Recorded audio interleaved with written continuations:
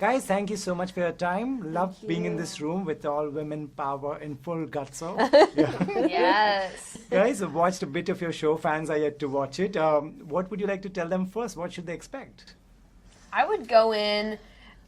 Honestly, what I love about the show is that whatever kind of expectation you go in with, you're going to be surprised, and you're probably going to really dig it, no matter what sort of perspective you're coming from. I mean, I think fans of the 90s show are going to come in and be so pleasantly surprised that it's such a radically different show that there's really no comparisons, but it would be very fun to see like your old versions of Hilda and Zelda being portrayed in this completely new, fun light. I think horror fans are especially going to love it just because there's so many homages to classical horror films. Like there's an episode that's completely based on The Exorcist, and there's so many different references to it, from like, you know, writing in the window and stuff like that to specific shots. And I think that that's really something that a lot of people are going to dig. Right. Were you guys scared as kids? One thing that really scared the hell out of you? I thought the world was going to end in 2012 because the Mayans ended the calendar, and I was like, oh my God, it's over. Could we cross that? Yeah. Totally over. And then the John Cusack movie, 2012, the world ended. And it was like, I was terrified the whole year. I remember seeing a show when I was really young about this man who woke up and he was the last man alive. And that scared the legs off me, that one day I might wake up and be the only living human being, and what would I do with the rest of my life? That really What scared about me.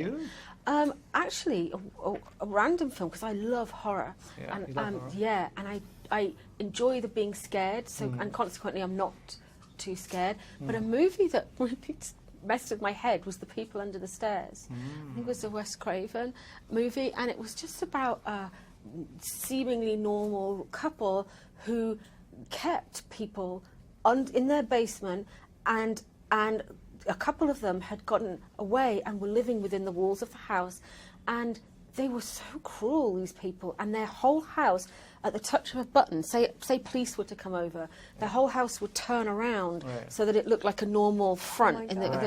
And it really, I couldn't watch it again afterwards. I don't know why that. Isn't it weird when something just triggers you? So your character is torn between being a witch and being normal. Yeah, definitely. A lot of sort of Sabrina's journey throughout the show is figuring out exactly how to balance her duality in a way that's sustainable, because often if she leans too far into one side, bad things sort of start to happen. So a lot of the show is her just sort of riding that fine line between the two worlds and figuring out the best way to balance them and take care of everyone in her life. These are great times for women. Would you consider the fact that people look up to women taking up bolder roles, important roles, and women are getting great roles, just like three of you? Would you consider that before doing another show? Definitely. I think it's important that